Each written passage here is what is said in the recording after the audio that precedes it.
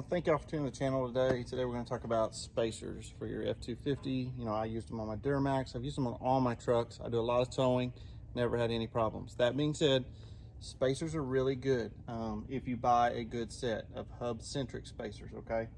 By hub Centric, we're going to look at these and I'm going to show you. See how these have a lip? That's because the weight of the truck is actually on the hub. It is not lug centric, so the weight of the vehicle is not sitting on the lugs, right? The lugs just fasten it down. This is what you call hub centric. Ford factory wheels, GM wheels, all your newer wheels, it's because they're made to ride on the hub itself. And so anyway, so you can see there's a lip on the inside, lip on the outside. These are good spacers, okay?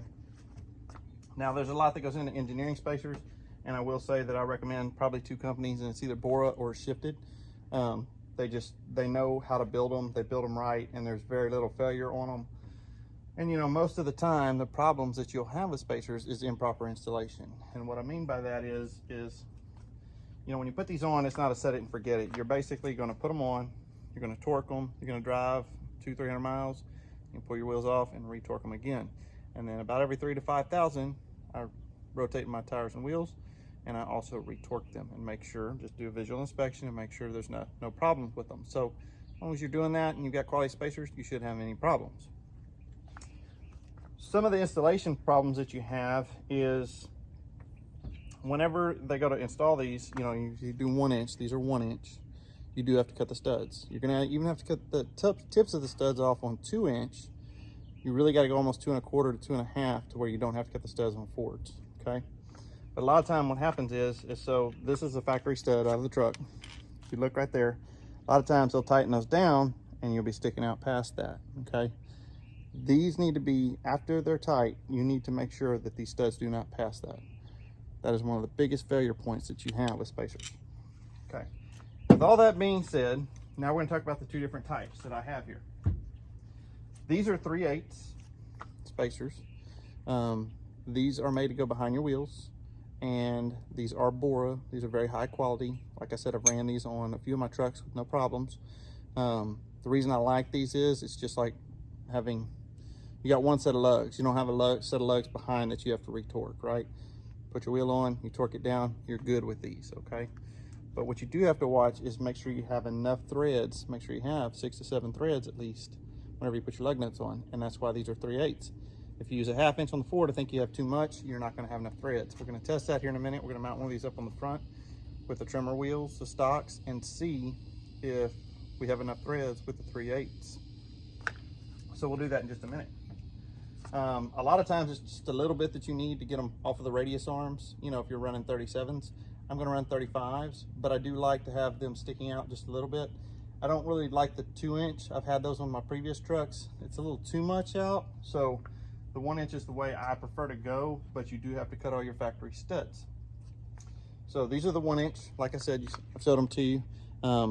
One thing you have to know when you order these from any spacer company is on your Fords, the rear is different than the fronts, okay? If you have the trimmer package or the F-250 with the high capacity towing package, you're gonna have to get, it's a different set of spacers for the rear. They actually bore the back of this out. You can see a line in here. And they make the spacer specifically for the rear. And it's stamped on the back. You can see right here, it says HTC rear. Now, if you have an F-350 single rear wheel, it already has the overload. You know that it needs an HTC rear. If you have an F-250 and it does not have the overload, then you do not need the HTCs. You need the same spacers that go on the front and the back, okay? Only if you have the trimmer, high capacity in F-250, or if you have an F-350 single rear wheel, you're going to need these. And the same thing here, on the smaller spacers, you have the same issue. So if you look right here, we have the trimmer package with overloads, so have the HTC rear. So these will work on this F-250. They will also work on my F-350 that I have ordered that's coming in. So what we're gonna do right now is I'm going to go ahead and dismount the front tire.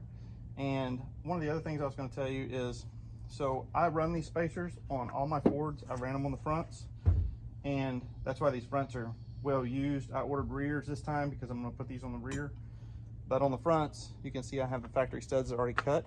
So all I do is basically take a lug nut, screw it on here, And you take the front caliper off, and you can take your factories out.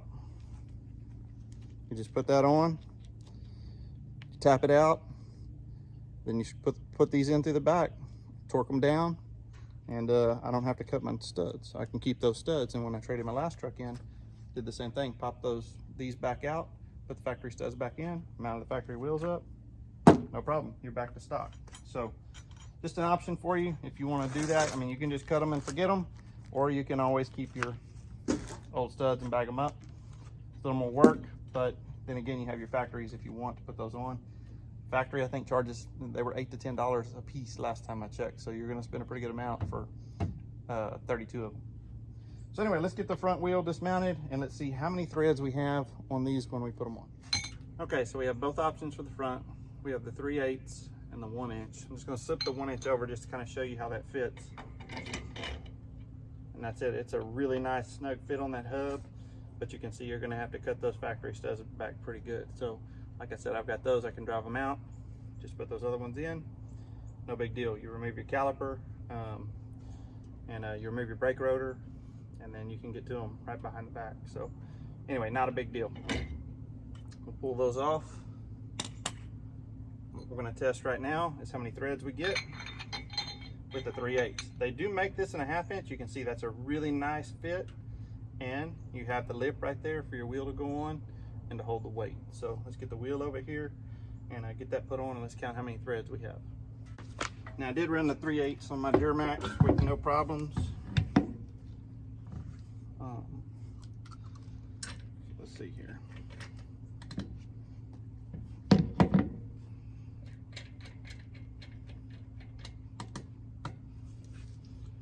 We're gonna snug 2 of these up real quick.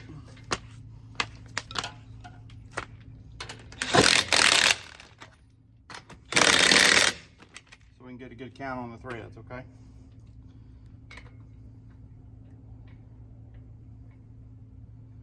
So we're gonna keep that mark right down the top, and we're gonna count 6 turns. 1, 2, 3, 4, 5, 6 and a half. So I got 6.5 turns. I'm good with that. That's completely up to you on what you want to do. 6.5 works for me. Let me just put a few more of these on here. Tighten them up. Yeah, that's 7 rounds tight.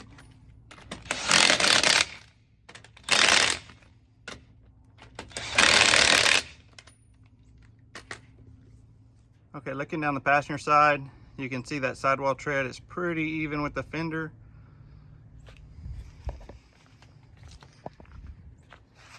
And looking down the driver's side here, you can see that sidewall tread.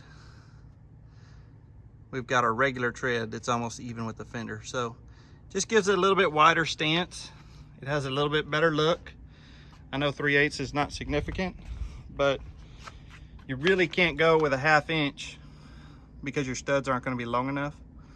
And I know that's what a lot of you are watching the video for. So the 3/8 is really the widest I would go on that. You can order the quarters if you want.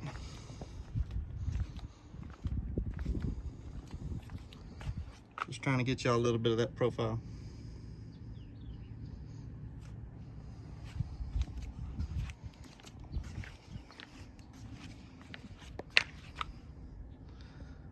Looking down the side of the truck, it puts that tire just barely, puts the sidewall tread outside of the fender. And if you look down the side of this truck, on this side, you see what I'm saying? You really can't even see the sidewall tread. So again, spacers are your decision if you want to run them or not. I really like the stock wheels. I like the, the 35s or the 37s on the stock wheels. It's just a look that I prefer to go with. For those of you who buy aftermarket wheels, you can do that too. But just wanted to kind of show you the options with spacers. Just know there's some maintenance required with them. And of course, run them at your own risk, but you need to pay attention to them. You can't just put them on and forget about them. So anyway, thanks for tuning the video. Please hit that like and subscribe if it helped you in any way. We'll catch you on the next video.